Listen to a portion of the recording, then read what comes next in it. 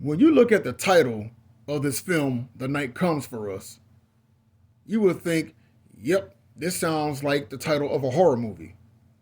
But to be honest with you, you wouldn't be too far off because this movie is basically three films in one. It's action, it's martial arts, and it's survival horror.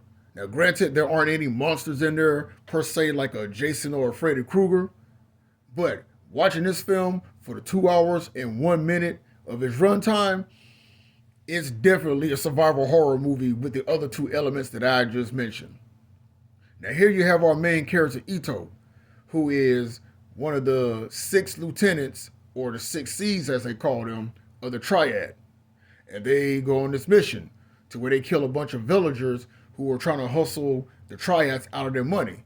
Now, they succeed in their mission in killing all the villagers except for one, this little girl named Reina. And with a change of heart, Ito turns on his fellow Triads to save the little girl. Now, you're probably thinking to yourself, oh man, he did a good thing.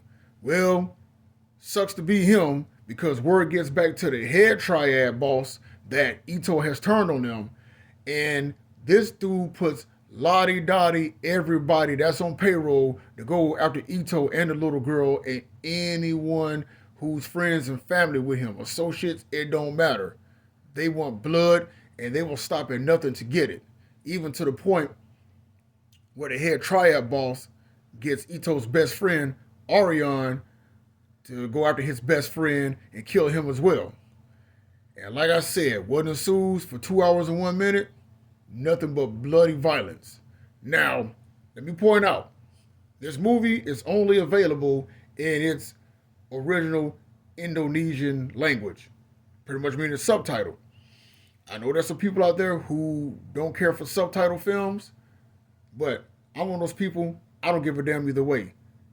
All I was looking for was nothing but pure action packed entertainment, and that's exactly what you get. The fight scenes in here are realistic and brutal. And when I say brutal, I mean brutal.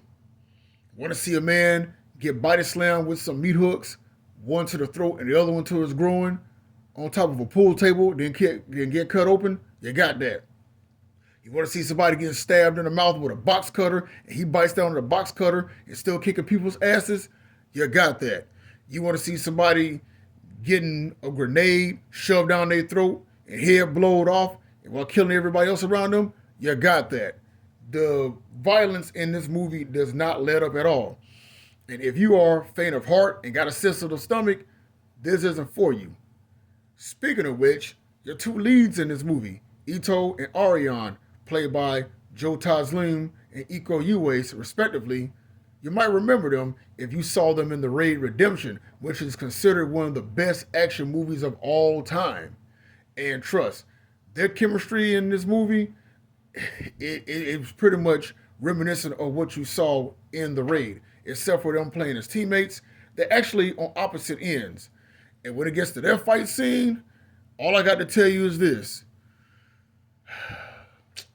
Yeah, it's that damn bloody. It's like a real life Mortal Kombat game happening right before your eyes. And if I didn't say this earlier in the video, then I'll say it. This is exactly what 2021's Mortal Kombat should have been like. Very heavy emphasis on its R rating, the action, the blood, the gore, the violence, all that stuff. This movie is so damn good, I saw it twice. Once in 2018 and then at the beginning of 2020. And I still cannot get over how graphically brutal and violent this movie is. And guess what? I'm all for it. So, my recommendation, if you love graphic violence, over the top action, brutal fight scenes, and that element of survival horror, then guess what? The Night Comes for Us is right up your alley. Just my thoughts, just my opinion. Go check out that movie. And as always, I'm just saying.